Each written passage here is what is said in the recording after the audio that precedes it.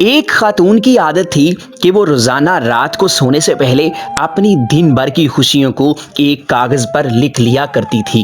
ایک شب اس نے لکھا کہ میں خوش ہوں کہ میرا شوہر تمام رات زوردار خراٹے لیتا ہے کیونکہ وہ زندہ ہے اور میرے پاس ہے نا، یہ اللہ کا شکر ہے۔ میں خوش ہوں کہ میرا بیٹا صبح سویرے اس بات پر جھگڑا کرتا ہے کہ رات بھر مچھر کھٹمل سونے نہیں دیتے، یعنی وہ رات گھر پہ ہی گزارتا ہے، آوارہ گردی نہیں کرتا، اس پر بھی اللہ کا شکر ہے۔ میں خوش ہوں کہ ہر مہینہ بجلی، گیس، پانی، پٹرول وغیرہ کا اچھا خاصا ٹیکس ادا کرنا پڑتا ہے، یعنی یہ سب چیزیں میرے پاس میرے استعمال میں ہے نا، اگر یہ نہ ہوتی تو زندگی کتنی مشکل ہوتی، اس پر بھی اللہ کا شکر ہے۔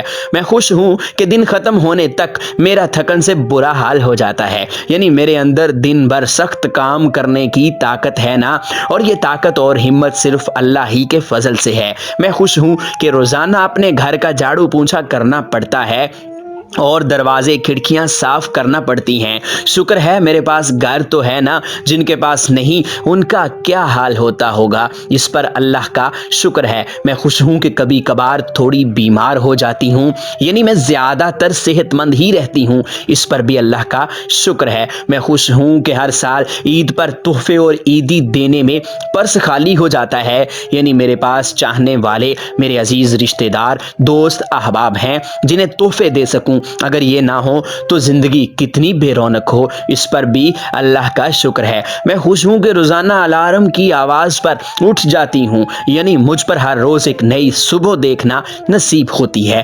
ظاہر ہے یہ اللہ کا ہی کرم ہے۔ جینے کے لیے اس انمول فارمولے پر عمل کرتے ہوئے اپنی بھی اور اپنے سے وابستہ لوگوں کی زندگی پرسکون بنانی چاہیے۔ چھوٹی چھوٹی پریشانیوں میں خوشیوں کی تلاش، خوش رہنے کا عجیب انداز۔